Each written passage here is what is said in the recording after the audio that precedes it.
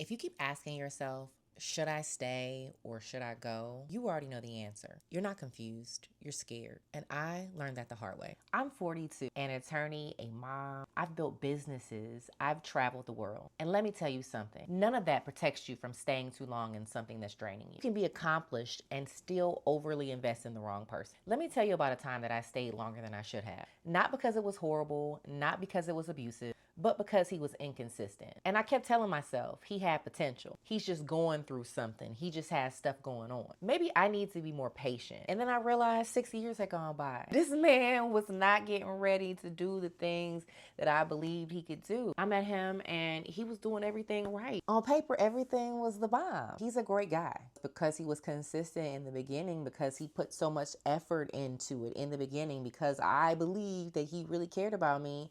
I was willing to deal with the inconsistency and the breadcrumbing. You go long distance with somebody and then you go long distance with them, right? You go the distance and then you go the distance. At a certain point, you have to stop making excuses for people. I was hanging on to the good that was in the past and not focusing on what was happening in the right now. The possibilities, where it could go, what he could do if he decided to get his shit together. The telling me I'm the one for him, discussing these feelings but taking no action. Spending money, taking trips and focusing on what had been done instead of what was. I wasn't confused about him. I was confused about why I was tolerating it. That's the shift. Here's what women 35 to 45 don't talk about enough. We don't stay because we're desperate. We stay because we invest deeply. We see potential. We see possibility. We see who he could be. But potential doesn't build peace. This is where it shifted for me. I realized that there were things that I wanted for myself and I was no longer willing to compromise. Life is short. We only have so many minutes and so many opportunities to seize the desires of our heart and to genuinely be happy.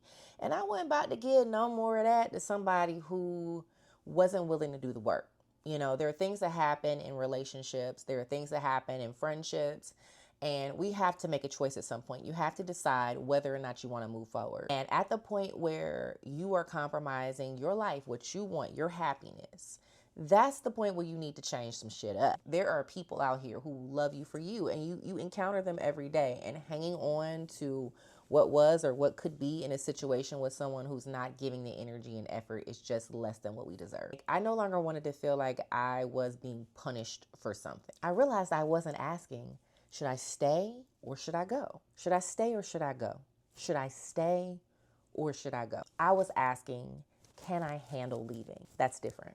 If you're in that place right now, ask yourself these 3 questions. Do I feel calm or confused? Confusion is not love. Confusion is misalignment. Number 2, am I carrying this emotionally alone? If you're explaining your standards, begging for participation, coaching a grown man, that's not partnership. Number 3, if my daughter told me this story, what would I tell her? That one usually ends it. Women don't leave because they don't have love. We leave because we love ourselves more. I left relationships and my life expanded. My business grew. My confidence grew. My joy grew. I decided that 2026 is the year of leaving anything that drains me. If you're watching this and feel stuck, you are not behind. You are not unchosen. You are not too much. You are simply ready for reciprocity. Slow. Let that breathe. High standards don't make you difficult. They filter out what isn't aligned. I'm building a space for women who are done negotiating their worth. Women who are done shrinking. Women who want clarity over chaos. If that's you, subscribe. Because this isn't about bashing men. We loves our men, okay? It's about raising ourselves. You don't need 20 opinions from friends. You need clarity. That's why I created my Should I Stay or Should I Go guide. And that's why I offer private clarity sessions. Peace feels different. And once you taste it, you'll never negotiate for confusion again.